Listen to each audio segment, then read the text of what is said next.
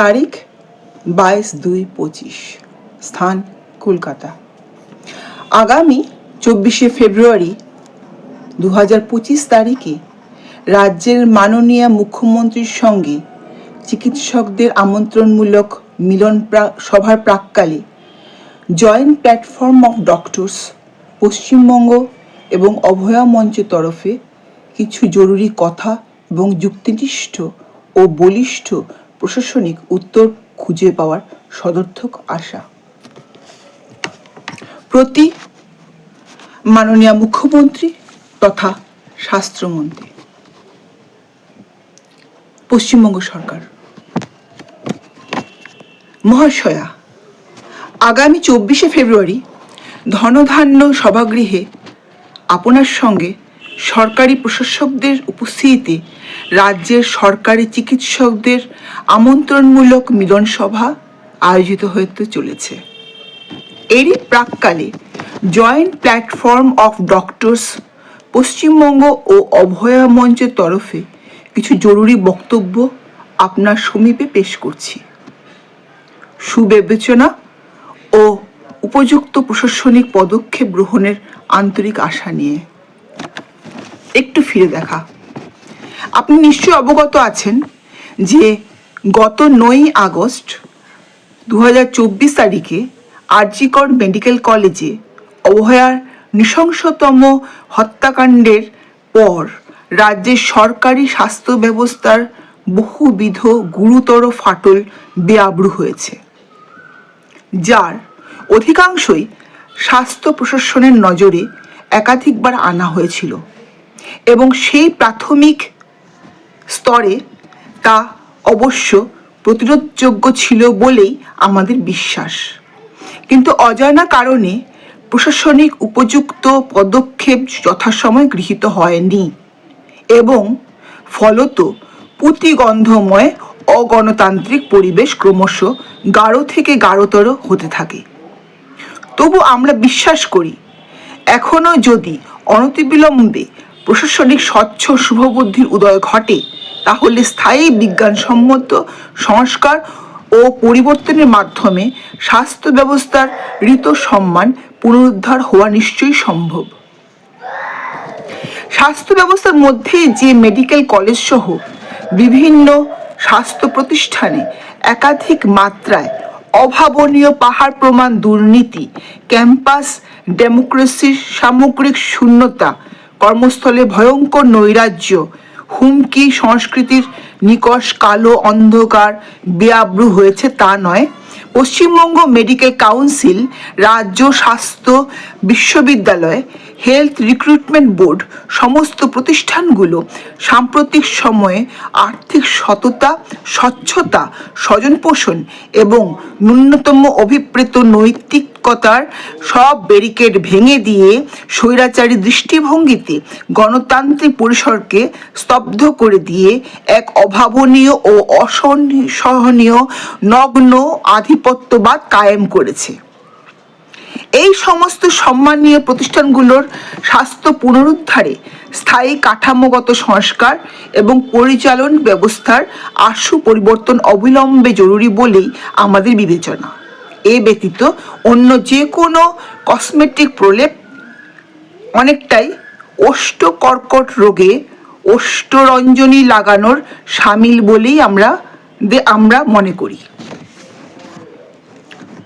সরকারি স্বাস্থ্য ব্যবস্থার গুণমান ধরে রাখতে কিছু গুরুত্বপূর্ণ আশু বিষয়ের অবতারণা, যেটা না বলা অপরাধ। স্থায়ী লোকবল। আরটিআই সূত্রে প্রাপ্ত তথ্যের ভিত্তিতে জানা গেছে, চিকিৎসকদের প্রায় 40% এবং কর্মবন্ধু সহ বিভিন্ন স্তরের সহযোগী কর্মচারীদের প্রায় 70% পদ শূন্য, এবং তাও 1991 সালের এস্টাবলিশমেন্ট টেবিল অনুসারে। এই সংখ্যার শূন্য পদে প্রসারমান সরকারি স্বাস্থ্য পরিষেবায় ক্রমবর্ধমান সেবা প্রার্থীর সন্তুষ্টি বিধান ও গুণমান বজায় রাখা কার্যত অসম্ভব। IPHS মানদণ্ডে সে সংখ্যা আরও হতাশাব্যঞ্জক। এনএমসি মানদণ্ডে মেডিকেল শিক্ষা প্রতিষ্ঠানগুলিতে অবস্থা আরও সংকটজনক। শুধুমাত্র চিকিৎসকদের উপরে ডিউটির ঘন্টার বেত্রাঘাত নামিয়ে প্র্যাকটিস নন প্র্যাকটিসের রহস্যবৃত্তে ঘুরপাক খাইয়ে এবং কিছু কল্পনাবিলাসী আদর্শ ব্যবস্থাসুলভ প্রশাসনিক নির্দেশনামা তৈরির মাধ্যমে কোনো মৌলিক পরিবর্তন আনার প্রচেষ্টা চূড়ান্ত অবৈজ্ঞানিক আমলাতান্ত্রিক ভাবনার শূন্যগর্ভ ফসল, যার প্রকৃত বাস্তবায়নের প্রায় অসম্ভব। চিকিৎসকদের পরিষেবার কাজের গুণগত চরিত্রকে আর 5 জন আমলার শীততাপ নিয়ন্ত্রিত ঘরে বসে নিদান হাঁকার সাথে সমতুল করে দেখা বাস্তব বিবর্জিত ও অবিবেচনা প্রসূত। তাই জরুরি হলো মূলগত কারণ বিশ্লেষণ ও স্থায়ী সমাধান সূত্রাবলী নির্ধারণ। দীর্ঘদিন ধরেই স্বাস্থ্যক্ষেত্রে নিয়োগ বন্ধ, ওবিসি মামলার বিষয়ে অর্ধসত্য কথা বলে বিভ্রান্তির বীজ বপন করা হচ্ছে। 100 পয়েন্ট রোস্টার মোতাবেক উচ্চ ন্যায়ালয়ে বিচারাধীন ওবিসি মামলার নিষ্পত্তি না হওয়া পর্যন্ত সেই শ্রেণী ব্যতীত অন্যান্য অংশে নিয়োগ সহজেই করা সম্ভব এবং পরবর্তীতে ওবিসি শূন্য পদে নিয়োগের ব্যবস্থা। ঔষধ যন্ত্রপাতির সঠিক গুণমান যাচাই এবং নিরবিচ্ছিন্ন প্রয়োজন অনুযায়ী সরবরাহ। চিকিৎসকদের বলির পাঠা বানিয়ে দপ্তরের প্রশাসনিক অদক্ষতা ও পলায়ন প্রবৃত্তিকে উলঙ্গ করে আর যাই হোক মানুষের কল্যাণ হতে পারে না। কেন রাজ্যের মাতৃমৃত্যু হার বাড়ছে অভাবিত মেডিকেল জটিলতায়?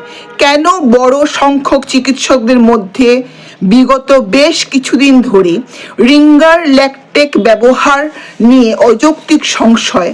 হঠাৎ করেই টেন্ডার নিয়োজিত একাধিক বিতর্কিত কোম্পানি সরবরাহকৃত ওষুধ একদিনে বন্ধ করে সেবাপ্রার্থী এবং সেবাকারীদের এক সাগর বিপদে ফেলতে বাধ্য করা, দৃঢ় সময়োচিত প্রশাসনিক সিদ্ধান্ত গ্রহণের দোদুল্যমানতা এবং গুণমানের সাথে আপোষে কোন অদৃশ্য শক্তি ক্রিয়াশীল? এই প্রশ্নগুলো চাই স্বচ্ছ বৈজ্ঞানিক বিশ্লেষণ এবং দোষীদের দৃষ্টান্তমূলক শাস্তি।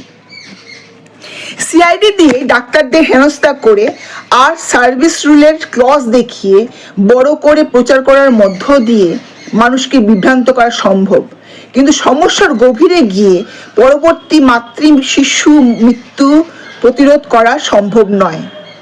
মেদিনীপুর মেডিকেল কলেজ, তারও আগে উত্তরবঙ্গ মেডিকেল কলেজের ঘটনা যে আশু দুর্বলতা প্রকাশ করেছে, প্রয়োজন তার স্থায়ী প্রশাসনিক সমাধান। সমস্যা স্বীকার করলেই সমাধান সূত্র নির্ণয় করা সম্ভব। ওষুধের এবং যন্ত্রপাতির লাগাতার গুণমান যাচাই, দুর্নীতির প্রশ্নে তীব্রতম কঠোরতা প্রয়োগ এবং নিয়মিত সমস্ত স্তরের হাসপাতালে বিরামহীন প্রয়োজনীয় সরবরাহের প্রশ্নে কোনো রকম আপোষ প্রকারান্তরে মানুষ হত্যারই সামিল। প্রমাণিত দোষীদের এবং স্বাস্থ্যক্ষেত্রে ত্রাস সৃষ্টিকারীদের যথোচিত শাস্তিদানে দুর্বোধ্য প্রশাসনিক হিরণ্ময় নীরবতা এবং আম জনতার অংশের মানুষের মধ্যে বিশ্বাসযোগ্যতার চূড়ান্ত লোভ। আজ কয়েক মাস অতিক্রান্ত। পশ্চিমবঙ্গ মেডিকেল কাউন্সিলের সদস্য ডক্টর অভিক দে, পেনাল এথিক্যাল কমিটির ডক্টর বিরূপাক্ষ বিশ্বাস সহ আরও অনেকে, রামপুরহাট মেডিকেল কলেজের অধ্যক্ষ ডক্টর করবী বড়াল, রাজ্য স্বাস্থ্য দপ্তর কর্তৃক গঠিত উচ্চ পর্যায়ের অনুসন্ধান কমিটির রিপোর্টে শুধুমাত্র অভিযুক্ত নয়, অভিযোগ তাদের প্রমাণিত।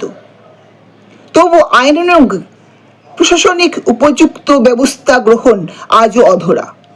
ফলস্বরূপ এখনো অন্য কিছু মেডিকেল মাফিয়া, যারা এই প্রভাবশালী অংশের ঘনিষ্ঠ সহচর এবং সামগ্রিক ব্যবস্থা ধ্বংসকারী, সাময়িকভাবে অপ্রকাশ্যে থাকলেও এই জাতীয় প্রশাসনিক অকর্মণ্যতায় নতুন করে অক্সিজেন পাচ্ছে, যা গুরুতর উদ্বেগের। একই সাথে মেডিকেল কাউন্সিলের সভাপতি এবং সহ সভাপতি সম্বন্ধে এবং স্বাস্থ্য বিশ্ববিদ্যালয়ের প্রাক্তন উপাচার্য, যিনি বর্তমানে বারাসাত মেডিকেল কলেজের অধ্যক্ষ, তার সম্বন্ধেও যে অজস্র অভিযোগ জমা আছে, তারও ব্যবস্থা গ্রহণের কোনো অগ্রগতি আজ অবধি অধরা। যার অবশ্যম্ভাবী পরিণতি আজকের এই স্বেচ্ছাচারী মোহগ্রস্ততায় পরিচালিত প্রতিষ্ঠানগুলোর প্রতি মানুষের অপার বিশ্বাসহীনতা এবং অনাস্থা ও অশ্রদ্ধা। যেখানে আজ পরিষ্কার মেডিকেল কাউন্সিলের কর্তা ব্যক্তির এবং তাদের ঘনিষ্ঠ সহচরদের কার্যকলাপে অভয়া মৃত্যুর পরিবেশ তৈরি হয়েছিল, সেখানে স্বাস্থ্যের প্রশ্নে প্রশাসন চুপ করে থেকে অদ্ভুত প্রশ্রয় দান করে তাদের পুনর্বাসনের ব্যবস্থা করছে। কি বার্তা? আবার মাননীয় মন্ত্রীর সভাপতিত্বে সদ্য গঠিত সংগঠনে তাদের অনেকেই পদাধিকারী বা কেন্দ্রীয় কার্যনির্বাহী সদস্য। মানুষ বিভ্রান্ত। আশু ব্যবস্থা গ্রহণ এবং খোল নলচে বদলে ফেলা জরুরি, আগামী ভয়ঙ্কর বিপদকে ঠেকানোর লক্ষ্যে। গঠনমূলক সমালোচনা ও প্রতিবাদী চিকিৎসকদের উপর অযাচিত প্রতিহিংসা ও আক্রমণ কোথাও কি কোনো বিশেষ অংশের মদতপুষ্ট? আলোর মতো পরিষ্কার। মেডিকেল কাউন্সিল নির্বাচনে গণতান্ত্রিকভাবে অংশগ্রহণ করা প্রার্থী ও সংগঠক, যারা প্রভাবশালী স্বৈরাচারী অংশের চোখে চোখ রেখে স্বচ্ছতা পুনরুদ্ধারে লড়াই করেছিলেন, আজ প্রায় প্রত্যেকের উপর নেমে এসেছে অযাচিত খাঁড়া। গণতান্ত্রিক পরিসর ধ্বংস হলে পরিষেবার প্রশ্নে তার প্রতিফলন অবশ্যম্ভাবী। অভয়া আন্দোলনের অগ্রণী নেতৃত্বের নামে মেডিকেল কাউন্সিল থেকে মিথ্যা পুলিশ ডায়েরি, যেমন ডক্টর মানস গুমটা, উৎপল বন্দ্যোপাধ্যায়, সুবর্ণ গোস্বামী প্রমুখ, আড়ালে আবডালে অন্যদের শাসানো চলছে সমান তালে। একইভাবে ডক্টর তাপস ফ্রান্সিস বিশ্বাস, আসফাকুল্লাহ কিঞ্জল সহ অন্য জুনিয়র সিনিয়র ডাক্তারদের এবং প্রতিবাদী নাগরিক সমাজকে নির্বিচারে উত্তপ্ত করা এবং মানসিক অত্যাচার নামিয়ে আনার প্রকরণ সাজানো চলছে এক বিশেষ অংশের সরকারি সরাসরি মদতে, যা সময়ের বিচারে আগামীর পথে তাদের জন্য আত্মঘাতী মূঢ়তা। এরই পাশাপাশি অনিয়মিত নিয়োগ, বদলি, পদোন্নতিতে উলঙ্গ স্বজনপোষণ, নগ্ন রাজনৈতিক সংকীর্ণতা, অস্বচ্ছতা, কোথাও বা দুর্নীতির চোরা স্রোত কায়েমি স্বার্থে প্রশাসনের এক অংশের মধ্যেই ঘুণপোকা ঘিরে ফেলেছে। প্রয়োজন শিকড় গজানো, সর্বোচ্চ প্রশাসনিক অংশ থেকে নিচের স্তর পর্যন্ত খোল নলচে বদল। পোস্টিং প্রমোশনে স্বচ্ছ নিয়মের গণ্ডিতে বাধা হোক সকলকে, রাজনৈতিক বিশ্বাস নির্বিশেষে। মনোনীত ছাত্র কাউন্সিল নয়, দরকার নির্বাচিত ছাত্র ইউনিয়ন। তবেই সম্ভব ক্যাম্পাস ডেমোক্রেসি পুনরুদ্ধার ও ভয়হীন পরিবেশ। মনোনীত এই ভয় দীর্ণ মেডিকেল কলেজ আমাদের বাংলার কলেজ নয়। মনোনীত কাউন্সিল মাতব্বরদের একাধিপত্য এবং তাদের হাতেই ক্ষমতার কেন্দ্রীভবন আমাদের চেনা ছবি নয়। মত পাল্টা মত, তর্ক বিতর্ক, সংগ্রাম, নীতির প্রশ্নে লড়াই, শিক্ষক ছাত্রের মধ্যে কার সম্পর্কে বলিষ্ঠ সেতু, এই চেনা ছবি ফিরুক অবিলম্বে। দরকার তাই অবিলম্বে ছাত্র নির্বাচন। দম বন্ধ করা দুর্গন্ধ ভরা পরিবেশ বিদায় নিক, বইতে শুরু করুক গণতান্ত্রিক মুক্ত বাতাস। সমস্ত স্বাস্থ্য প্রতিষ্ঠানে সুরক্ষার প্রশ্নে সুপ্রিম কোর্ট গঠিত ন্যাশনাল টাস্ক ফোর্স নির্দেশিত নিয়মাবলীর কাগজে প্রয়োগ নয়, টাস্ক ফোর্স নির্দেশিত নিয়মাবলীর কাগজে প্রয়োগ নয়, চাই প্রকৃত বাস্তবায়ন। কঠোরভাবে প্রতিহত হোক হাসপাতালে হামলাবাজি। সামান্য কিছু ওয়াশরুমের আংশিক সংস্কার আর কিছু সিসি ক্যামেরার সংখ্যা বৃদ্ধি নয়, চাই সুরক্ষার বিষয়ে গভীরতর বিষয়গুলোর বস্তুনিষ্ঠ বিশ্লেষণ এবং স্থায়ী প্রতিকার। ন্যাশনাল টাস্ক ফোর্সের প্রতিটি আদেশ পালিত হোক, অডিট হোক বছরে অন্তত দুবার। প্রশাসন আর সেবাদাত্রীদের পারস্পরিক বিশ্বাসযোগ্যতার অটুট বন্ধন বড় জরুরি। প্রশাসন শুনুক রোগীর কথা, পরিবারের কথা। বেড না থাকা, নির্দিষ্ট পরীক্ষার বা ওষুধের জোগান না থাকা, দেরিতে ডেট পাওয়া, চিকিৎসক দায়ী হলো কোন আক্কেলে? চিকিৎসক, nurse, GDA, sweeper, office staff সহ সর্বস্তরের কর্মী নিয়োগ না করে উপযুক্ত গুণমানের ওষুধ, সরঞ্জাম, যন্ত্রপাতির অবিচ্ছিন্ন সরবরাহ ও বিকল যন্ত্রের দ্রুত সারানোর ব্যবস্থা না করে পরিষেবা বিঘ্নিত হলে কর্মীবর্গকে কাঠগড়ায় তোলা হয় কোন অভিপ্রায়? প্রশাসনিক চতুরতা ও এ জাতীয় ধূর্ততার অবসান অবিলম্বে জরুরি।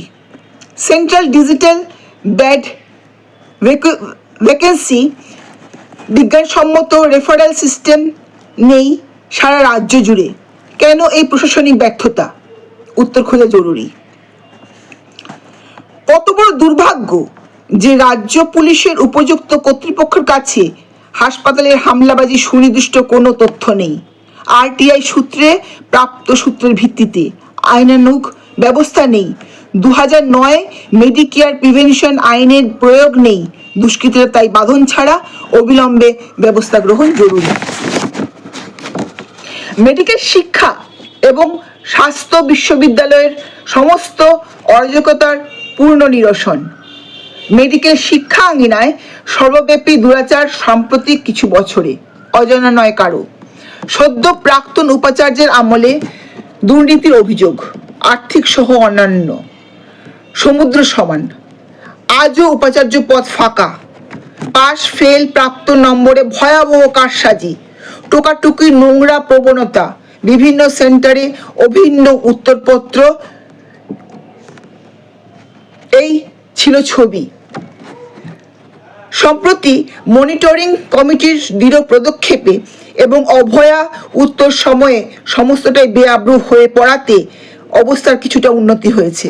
তবে তা প্রতিহত করে মেডিকেল মাফিয়াদের চিহ্নিত অংশ পুরনো অবস্থা ফিরিয়ে আনতে চাইছে। প্রশাসনিক দৃঢ় অবস্থান এবং আপসী নৈতিকতাই পারে একে ঠেকাতে এবং ঋত গৌরব পুনরুদ্ধার করাতে। গণতান্ত্রিক পরিসর বৃদ্ধি এবং রেজিস্টার্ড চিকিৎসক সংগঠনের সঙ্গে নির্দিষ্ট সময়ান্তর আলোচনার ব্যবস্থা এ কথা বলার অপেক্ষা রাখে না। গণতান্ত্রিক কাঠামোয় নিরন্তর আলাপ আলোচনা, গঠনমূলক সমালোচনার উপাদানগুলোর প্রতি যথোচিত গুরুত্ব আরোপ, প্রতিবাদের মৌলিক কার্যকারণ অনুসন্ধান, এগুলোর গুরুতর অভাব ঘটে গেলে গোটা পরিষেবা ক্ষেত্র খাদের কিনারায় এসে দাঁড়ায়। একথা অতীব হতাশার যে joint platform of doctors Paschimbanga অল্প কিছুদিন আগে মাননীয় মুখ্য সচিব মহোদয়ের কাছে কিছু গুরুত্বপূর্ণ বিষয় নিয়ে আলোচনার জন্য পরপর দুবার আবেদন করে, কিন্তু ন্যূনতম গণতান্ত্রিক প্রাপ্তির শিকার বা সময় দেওয়া অধরা। ডাক্তারদের সংগঠনগুলির গুরুত্বপূর্ণ চিঠির আজ পর্যন্ত কোনো প্রাপ্তি স্বীকার বা উত্তর প্রদান স্বাস্থ্য প্রশাসন করেননি, যার দ্বারা প্রশাসনের অভ্যন্তরে পরিচালকদের গণতান্ত্রিক ব্যবস্থার প্রতি কার্যকর বিচার সহজেই অনুমেয়। দ্রুত এর বদল চাই, বয়ানবাজি নয়, দৃষ্টিযোগ্য সহজবোধ্য পরিবর্তন চাই অনতিবিলম্বে। ইতি টানলাম এখানেই, পড়ে রইল আরো অজস্র কথা। পরিষেবার প্রশ্নে, স্বাস্থ্য কর্মীদের মনোবল ধরে রাখার প্রশ্নে সংগঠনগুলির সঙ্গে এই জাতীয় মিলন সভা আয়োজিত হলে সেখানে আরো বিস্তৃত বলা সম্ভব। যারা দেশের মধ্যে সর্বনিম্ন বেতনভুক চিকিৎসক এই বাংলায় তবু পরিষেবা বাঁচিয়ে রেখেছে তারাই। তাই আশা রাখি উপরের উল্লেখিত বিষয়গুলির প্রতি আপনার সহৃদয় বিবেচনা ও প্রয়োজনীয় পদক্ষেপ বর্ষিত হবে অচিরেই। চিকিৎসকদের বিদ্বেষহীন মানবিক মূল্যায়ন করবে প্রশাসন। যে কোনো রকম ব্যত্যয় ঘটলে তার বিরুদ্ধে নৈতিক প্রতিবাদ বা পরিষেবা উন্নয়নের প্রশ্নে সমস্ত রকম সমালোচনা প্রশাসনিক গণতান্ত্রিক মূল্যবোধেই বিচার্য হবে। রাজ্যের বুকে চিকিৎসকদের গণতান্ত্রিক সমস্ত রকম প্রতিবাদের অধিকার জাগ্রত থাকবে এবং প্রতিহিংসার কোনো কদর্য আক্রমণ নেমে আসবে না। এই আন্তরিক বিশ্বাস নিয়ে শেষ করছি। ধন্যবাদ আনতে ডক্টর পূর্ণব্রত গুণ, ডক্টর হীরালাল কুমার, আহ্বায়ক joint platform of doctors Paschimbanga, Purnabrata Gun, Manisha Adak, তমনাশ Chowdhury, আহ্বায়ক অভয়া মঞ্চ। নমস্কার।